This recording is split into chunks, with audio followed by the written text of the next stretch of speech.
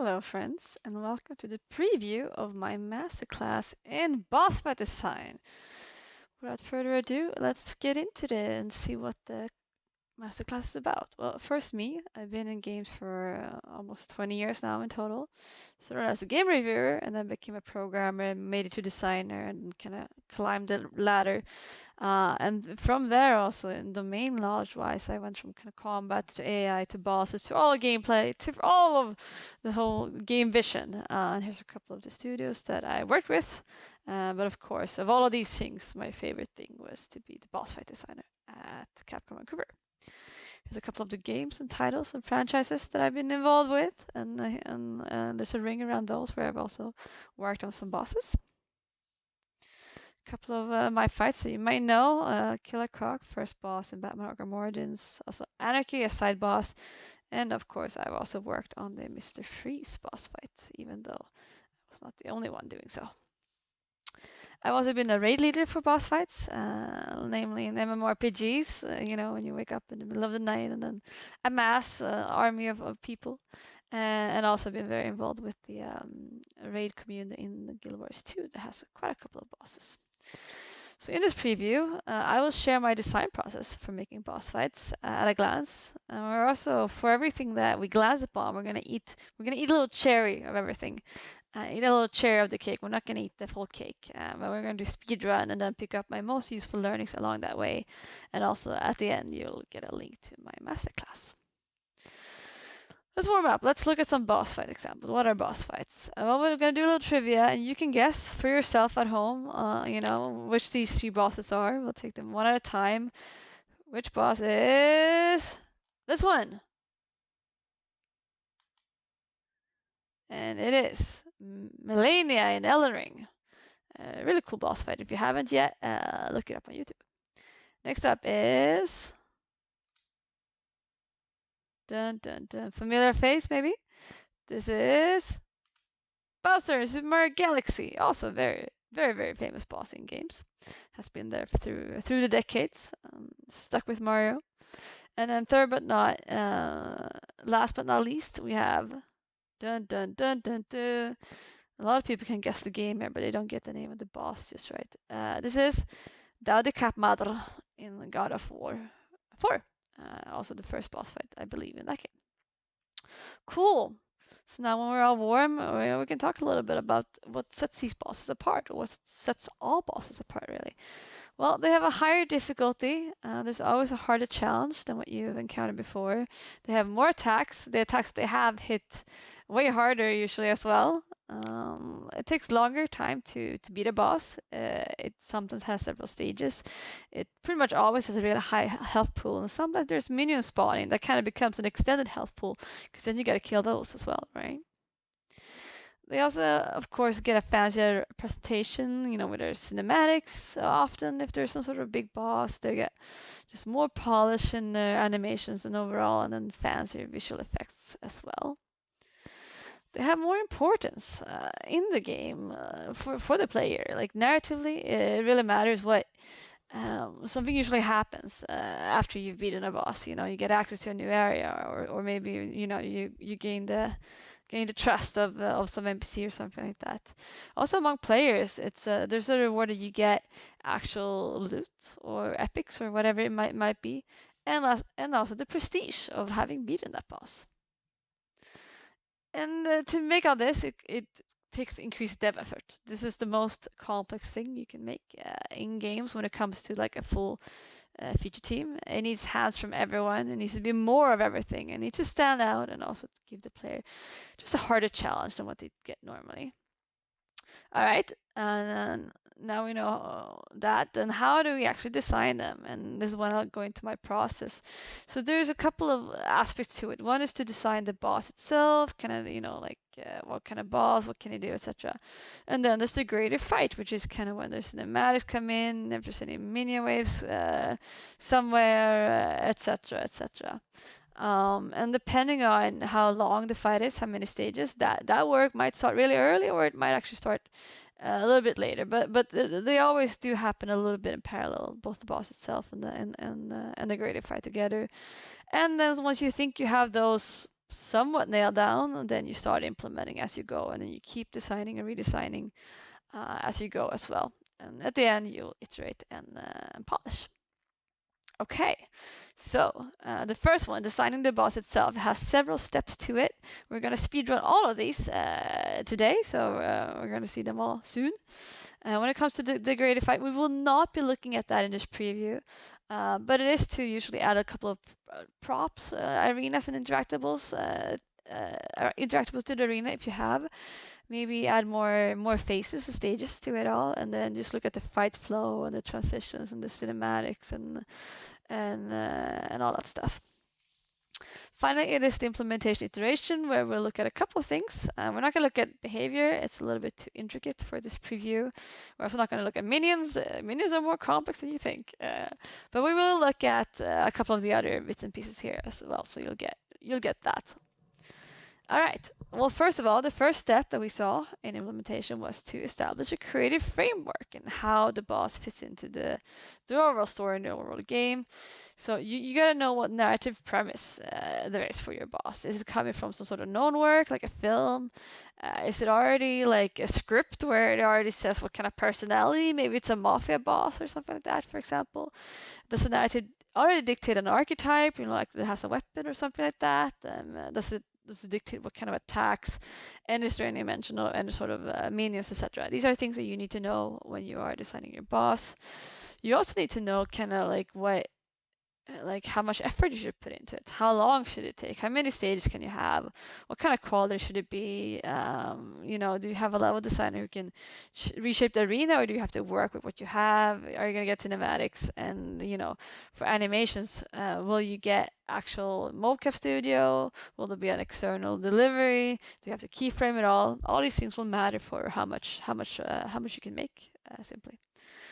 And also you need to compare it to the other fights that you're benchmarking against, probably within your own game. Like how difficult were they? What kind of size were their bosses? And silhouette-wise, how big were their arenas? And which we look even more into soon. What is their player challenge? Dun dun dun. Leaving that for now. But first, the arena. Here you're gonna get a little bit cherry, by the way. Which theme or zone is it in, and how big is it, and what shape does it have? And usually, like these things are already decided. A location in the game where the boss will exist. But sometimes there's some flexibility as well in like how big is that space, and you can rebuild it a little bit, etc., to fit your needs a little bit. One important question is if there's also a roof for an open air, because then some bosses that just do not fit. And the first cherry is for the arena size in relation to the boss, of course. If you do have a small arena, it's really good because the fights get more intense. It's harder for players to really catch their breath and get any distance to the boss, because it will soon catch up, because they can only go that far, right? The boss will look more intimidating because you're always somewhat close to it. And this fits really well for a slow boss who can maybe have trouble to gap close to the players. And it's also really good for archetypes that are like melee, like a brawler or a charger or something like that, who wants to just like fight close up. On the other hand, a big arena is good because it just feels more majestic. There's room for these big visual effects to get there. If it's a boss that has a high mobility or movement speed, we see a dragon here, for example, fits really well. It's better suited if you have a lot of minions, especially if you're a lot of players and minions are coming from different directions. And also really good if you have some sort of range combat. All right, that was one cherry. Next up is the archetype. What kind of boss do you have? And there's a bunch of archetypes in games. We're gonna glance a couple of them, and we're gonna walk into one a little bit later into more detail. Here's a couple of examples. Brawler is what you just saw. It's someone who's probably pretty chunky, who wants to fight either with the melee with their hands or some sort of blunt weapon. A sorcerer, this example is actually from Metal Hellsinger, and it's a flying abomination or a demon, you can say. But it is shooting fire projectiles, and we'll look at more of that one a little bit later on. Martial artist, someone who knows some sort of Japanese fighting style, basically, who will fight you. And then a diver is also what dragons usually are, like they dive up and down from the battlefield. Here we have a firefly in Batman Arkham Origins. A marksman, which is a word for anyone who's kind of range combat, like a sniper or someone who has a bow or whatever it might be. In this case, it's a sniper. And last but not least is the Charger. Here's the Minotaur from Assassin's Creed Odyssey, who kind of runs at you and tries to just kind of, I don't know, push you against the wall or something like that. So those are a couple of very common boss archetypes. And when you want to pick your own archetype, usually this is suggested by narrative, as we already saw. The zone in the game where the boss will be might give a little bit of a guidance to what would be more suitable. For example, if it's a swamp, maybe it's not going to be a quick boss, maybe it's going to be a slow zombie or something like that. And you also try to differentiate a little bit from the other bosses that you might have in your game or in the previous games in your franchise. Cool. All right, I promised that we would talk about the challenges, and we will do that now. Well, you want to make sure, well, first, what are challenges? These are the things the player needs to overcome to be successful. And you need to know these because it helps you to be more deliberate of how you design your bosses, to be a little bit more original and combine things that maybe hasn't been combined as much before, and try to make something fresh. And you can also make sure that there's stimulation both tactically and mechanically for your boss fight. So a couple of categories for challenges are the mechanical ones. Those are more to your muscles, your muscle memory, and your execution. And then we have the tactical ones. I think it goes without saying. The logic is the game here. Sensory ones to kind of know what's going on and recognize that, and then compound challenges. That is the some of the others, all the small parts. Here are all of them laid out. We will look at two of them specifically, one mechanical and one tactical. First out is reflex, which you get a lot in Malenia and Elden Ring. Reflex is where players need to react instantly to whatever the boss is doing, or they will be punished. And so, in this case, Malenia, she keeps attacking the player with chain attacks, and the player needs to evade and like keep dodging a succession always to survive them.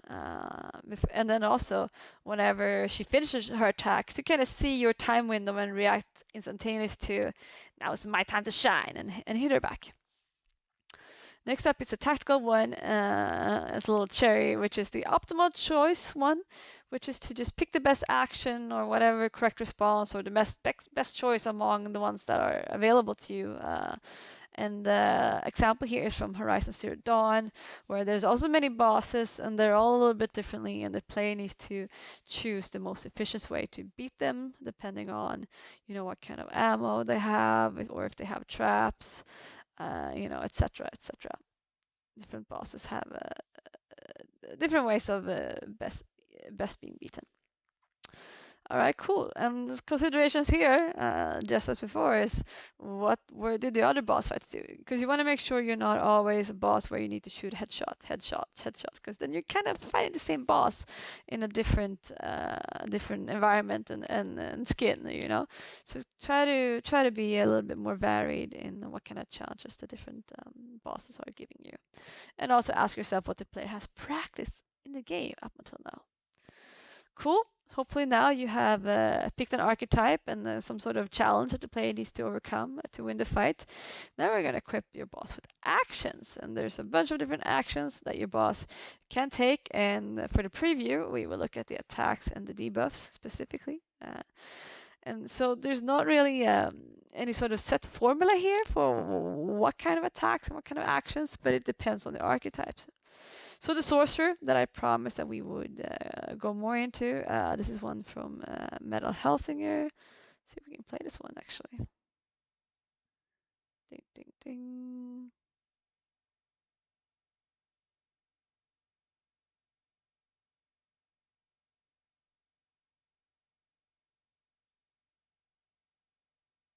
Here it is, the demon. So I said this is sorcerer, and this is why. Look at it. Wait for it. There is the fire. Fire is coming. And here's a teleport, which is something that magician type of archetypes normally have because they're so squishy. And here's a little bit of curses and stuff. And there are the fire projectiles. So as you can see, definitely a sorcerer. And so the common characteristics here will be that they send elemental projectiles, as we saw. Normally, when they hit, they do a little bit of lingering damage over time, as well to the initial damage done, and also often some sort of evasive maneuver so that you can't really nail them down that easily. And the name of this boss was Evoke. Ding ding ding. Next up, secondary actions. These are things that you give the boss to incentivize player to use its abilities. So an example here from a secondary action is in Super Mario Galaxy, where the player have master jumping, in the right time. This is what the player has been doing up until then. This is what the player can do, and this is what the player is good at. So this boss, Bowser here, jumps to create these shockwaves that the player now needs to time its jump correctly to be able to overcome, to be able to get closer to the boss. And that's an example of how this boss kind of looked at the player and what the player can do and how to best challenge that. And there's many different categories of stuff that the player has and can do that you might want to take into consideration when you're building the boss. But notably, we're going to look at player range attacks. And so if you have ranged players in your game who can shoot you from really far, then the tactic here, design tactic, is to try to challenge the player's timing, their aim, or how fast they can shift their target. So a precision type of challenge would be to give a little skill shot that they need to hit. A timing type of challenge here would be to give, for example, the boss a reflective state, where the player must hold its fire or the bullets will reflect back onto the player. Or a target selection, where you have all these minions running at the player, and some of them are really dangerous and some are not so dangerous. So the player should target select those who are more dangerous first.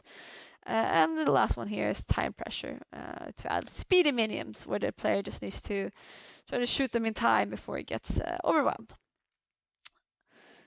So next up is to make your boss unique. Now, when you've set your archetype, you're giving it actions, it might still be a little bit generic, which is not bad, but always try to make a pass and make it unique. And the first way to do that is to give it a positive trait. What is a positive trait? There are, the good stuff about the boss that makes the boss strong in some aspect.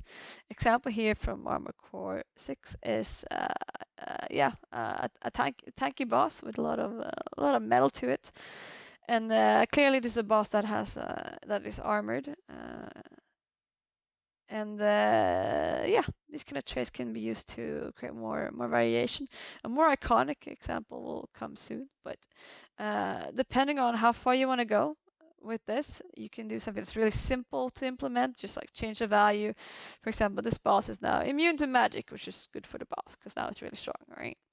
Another thing that takes a little bit more logic and light presentation is what I mentioned before about reflecting bullets. Okay, takes a little bit of visual effects to it for sure, and then the logic that they will actually, revert their direction.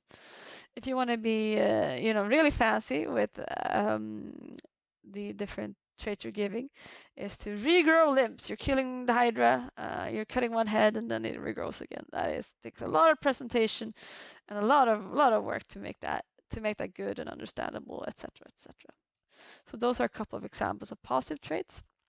But then we have negative traits, and here you'll see the iconic thing. And the way that we see negative traits is that they are the loophole to what the positive trait is doing, and this defines how to beat the boss normally. So example here is from Smaug in The Hobbit, who has a little chink in his armor, a little bit of weak spot. So in this case, the player needed to hit that skill shot in that one place because the attack wasn't working anywhere else pretty much. And so these weaknesses are often coupled in this way with the strength. So armor, but there's a little hole in the armor. Another iconic example is to make your boss Superman, and then you add kryptonite to the game, so that there is a way to beat your boss. So those are a couple of things that you can do. Many more exist as well. So to showcase how these work together, if you made your boss immune to magic, then you can add exception except for light magic, and then the player knows how to spec its character to before the fight, or how to do the right loadout. Or if the boss was one that reflected bullets, it can say, but if you're shooting electric bullets, the actual metal that reflects is conductive, and instead the boss gets shocked and stunned, and now is your time to hit it, for example. Or in the case of regrow limbs, it does not regrow the head. If you're able to take down the others and then also get to the head before the others regrows, then it is game over for the boss, for example. Next up is optimal strategy. Now, when you've defined how your boss should be beaten and how not to be beaten, it's time to give this a little bit more thought and make sure that there is, at least one viable tactic to beat the boss. And you need to know what is the quickest one, what is the easiest one, and you need to know, like, should I allow this one, or is it a little bit cheesy? Should we do something about it, or is it actually fine? Is it exactly what we're looking for?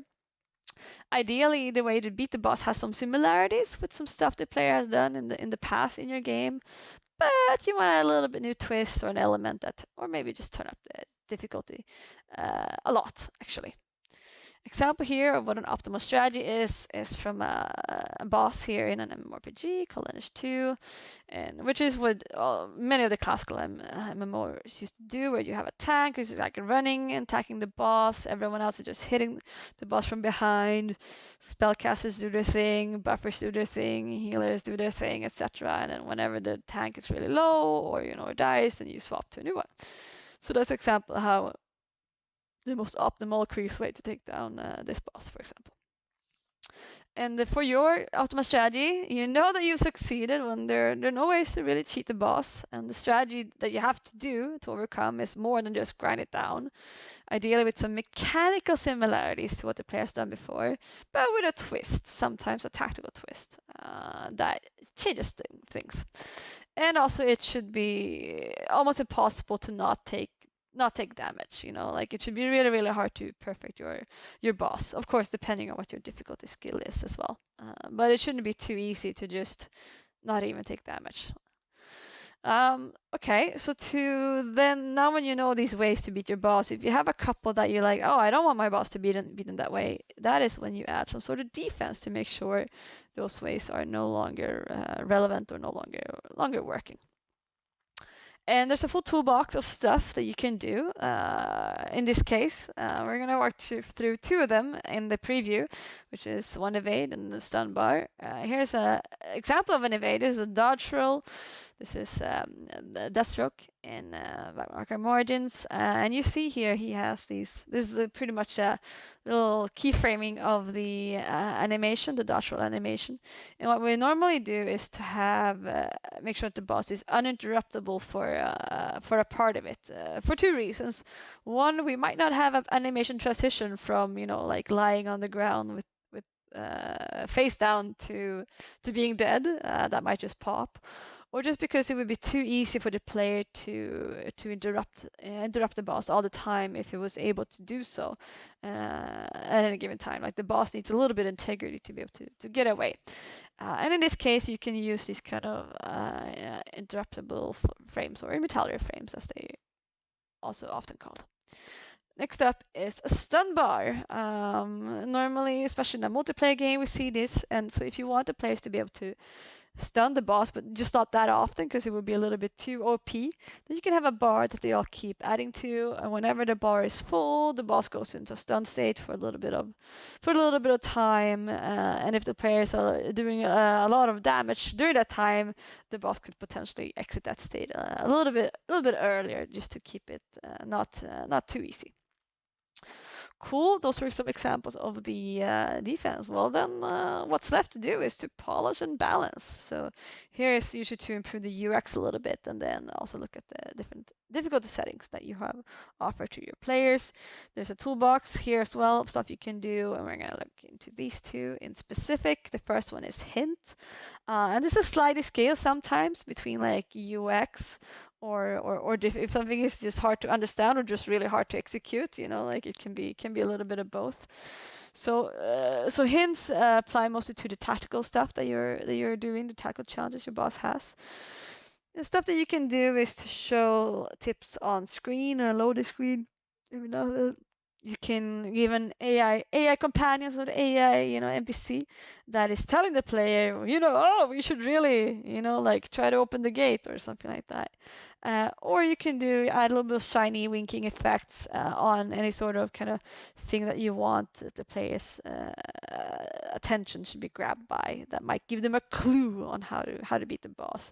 It really depends. But one thing with all of these is that if you have a player who's very kind of skill-minded, mastery-focused, then they can get annoyed and feel a little bit like that it undermines the challenge and the satisfaction because they wanted to figure it out themselves. So be careful with this, especially depending on which difficulty the player is playing at. Maybe for easy, there's a lot of shiny effects. The next one we're going to look at in the preview is the Arena NPC boost. And here's a couple of stuff that you can do if players are playing on easy. You can give them more of these randomized like elements. Let's say like there's a bazooka. There's a lot of single-use bazooka or rocket launchers in the boss arena that they can use against the boss.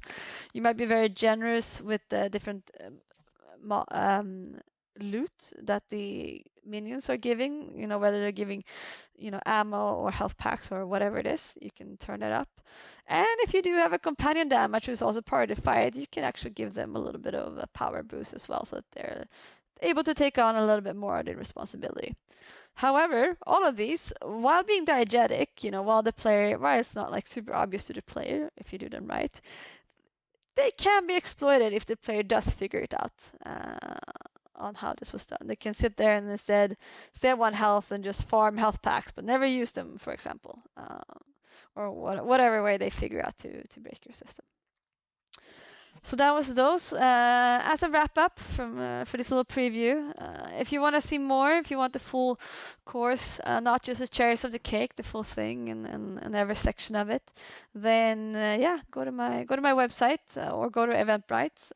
The link is over there, or you can use the QR code. As a thank you for having watched this, you get a 10% discount if you put the code preview in there, and this code is valid until 2 weeks before the class starts. And here's a couple of testimonials and stuff that some previous students, some previous participants had after finishing the course. And that's it. Thank you for watching this preview. Feel free to connect with me on LinkedIn or post something about this masterclass, or tell me about your favorite boss, or if your company needs help with something, then there are other things that I do as well. I can come and help your team for a week, maybe help your bosses, give you advice on your game and your systems. I can do game analysis and give you a full report, and also I do workshops and classes in game design. So feel free to get in touch. And that's all. And I hope to see you in my masterclass.